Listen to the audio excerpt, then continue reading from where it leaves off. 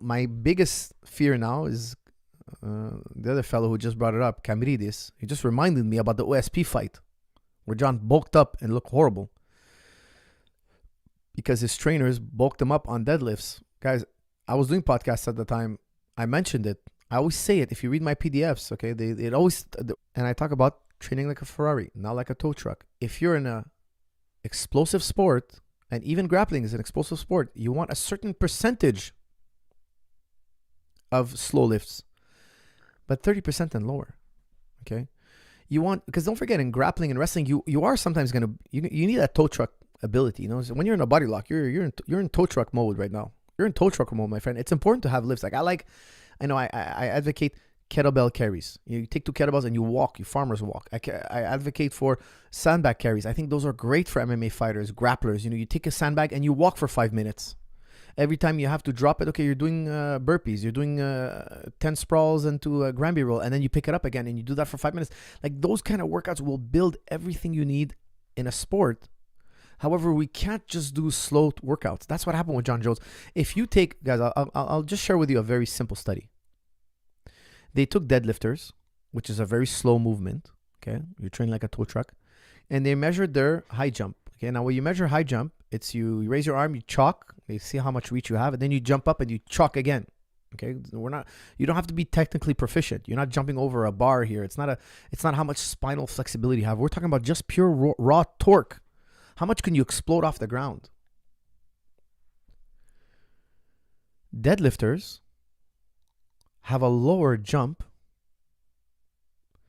than the untrained group. So they have a control group. The untrained group, they don't train. What do you do for a living? Oh, I work at a desk. Do you ever run? No. Do you ever exercise? No. Do you ever do sit-ups? No. That group, the group that does nothing, had a higher vertical jump than deadlifters, professional deadlifters, elite deadlifters.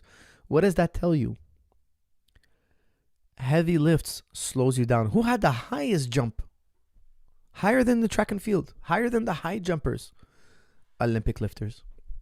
Makes total sense. You know, when I trained with Pierrot used to tell me, Olympic lifting is the art of jumping. What do you mean it's art of jumping? You're taking a weight and you're jumping. It's all about jumping, explosiveness. That's why we don't use certain exercises more than 30% of the time. We limit it to 30% of the time. Why? Because you do need some tow truck ability. Grapplers do need it. Strikers do need it to a certain extent, because even the best boxers clinch. When you clinch, you want to be strong in the clinch. You don't want to be weak. You don't want to get tossed around. It's fatiguing. Okay, so we cover all our bases. And if I was training a boxer, I would probably make 20% of his lifts slow. If he's a grappler, I'll go all the way up to 50 max, but not more than 50. Why? Because even explosive lifts translate to strength. So if you do a lot of Olympic lifting, your deadlift goes higher. Okay, but not the other way around. If your deadlift gets better, it doesn't necessarily translate, depending on how much of it you do, to Olympic lifting. Okay, so Jon Jones did powerlifting. I hope he learned his lesson, guys. He learned that lesson 10 years ago. I don't think, maybe 7 years ago. If he made that, guys, I have now a huge doubt in my... I didn't look into how he put on the weight. He hasn't fought in 3 years, guys. I don't think he would make the same mistake. I hope his trainers didn't fumble like this. If they did, this is colossal. It's a colossal error. If he goes in there looking slow and huge, bulked up and slow, massive mistake. Massive.